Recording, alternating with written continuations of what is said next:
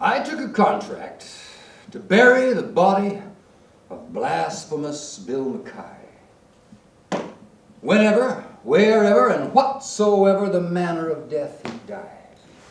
Whether he die in the light of day, or under the peak-faced moon, in cabin, dance hall, camp or dive, mucklucks or patent shoe, on velvet tundra, virgin peak, by glacier, drift or draw, by muskeg hollow or canyon gloom, by avalanche, fang or claw, by battle, murder, sudden wealth, pestilence, hooch or lead.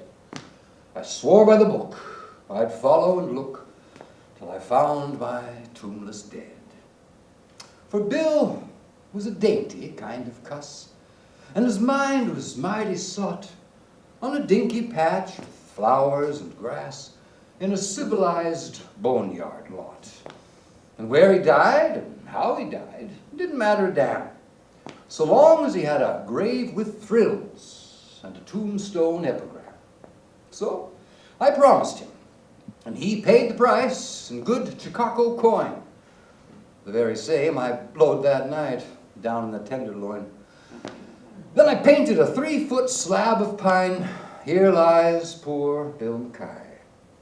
I hung it up on my cabin wall, and I waited for Bill to die.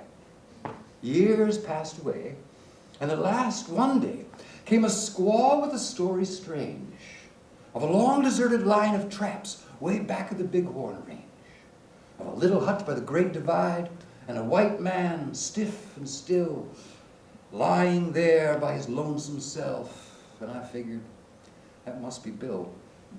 So I thought of the contract I'd made with him, and I took down from the shelf the swell black box with the silver plate he'd picked out for himself. And I stuffed it full of grub and hooch and slung it on the sleigh, harnessed up my team of dogs, and was gone at the break of day. You know what it's like in the Yukon wild when it's 69 below and the ice worms wriggle their purple heads from the crust of the pale blue snow, and the pine trees crack like little guns in the silence of the woods, and icicles hang down like tusks from under the parka's hood. When the stovepipe smoke breaks sudden off, the sky is weirdly lit. The careless feel of a bit of steel burns like a red-hot spit. When the mercury is a frozen ball and the frost fiend stalks to kill, well, it was just like that day when I went out to look for Bill. Oh, the awful hush. It seemed to crush me down on every hand as I blundered blind, a trail to find through this blank, bitter land, half dazed, half crazed in the winter wild, with its grim, heart-breaking woes and the ruthless strife for a grip on life that only the sourdough knows. North by compass, north I pressed, river, peak, and plain, passed like a dream. I slept to lose and waked to dream again. River, plain, mighty peak, who could stand unawed? As their summits blazed, who could stand unfazed at the foot of the throne of God? North, aye, north, through a land accursed, shunned by the scouring brutes.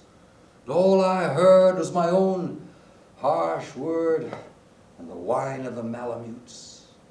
Till at last I came to a cabin squat, built on the side of a hill. I burst in the door, and there, on the floor, frozen to death, lay Bill.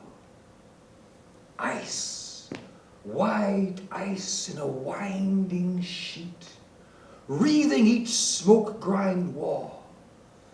Ice on the stovepipe, ice on the bed, ice gleaming over all, sparkling ice in the dead man's chest, glittering ice in his hair, ice in his fingers, ice in his heart, ice in his glassy stare.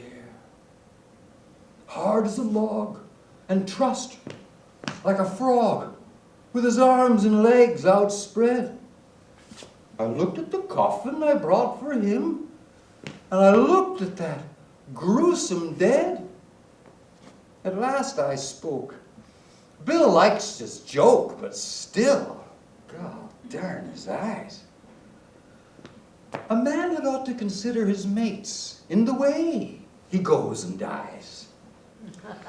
Have you ever stood in an Arctic hut, in the shadow of the pole, with a little coffin 6 by 3, and a grief you can't control?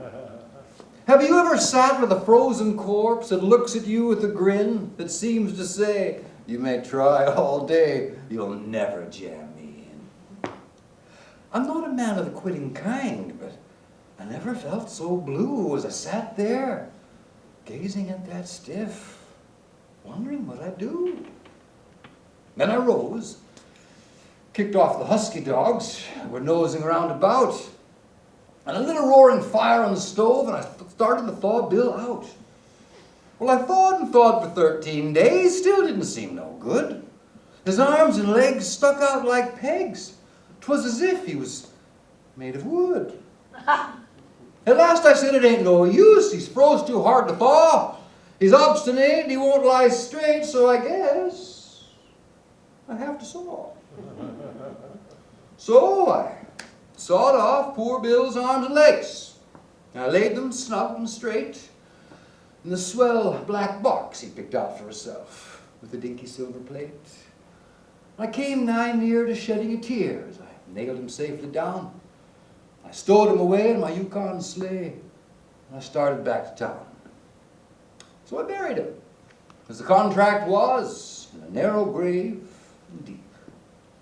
And there he's waiting the great clean-up when the judgment sluice heads sweep. And I, well, I smoke my pipe and I meditate in the land of the midnight sun. And sometimes I wonder if they was those awful things I've done. And as I sit in the parson talks, expounding of the law, I often think of poor old Bill and how hard he was to saw.